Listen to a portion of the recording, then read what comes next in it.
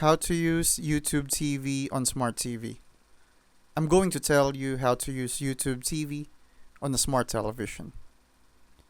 First, make sure your smart television is connected to the Wi-Fi. Then head to the built-in app store.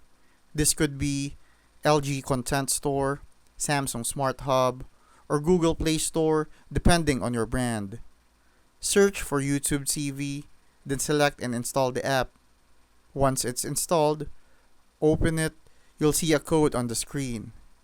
Now grab your phone or computer and go to tv.youtube.com/start. Sign in with your Google account, enter the code from your television, and that links your account. Once you're signed in, you can start browsing live TV, recorded shows, and on-demand content. Use your remote to navigate through channels, your library, or the guide.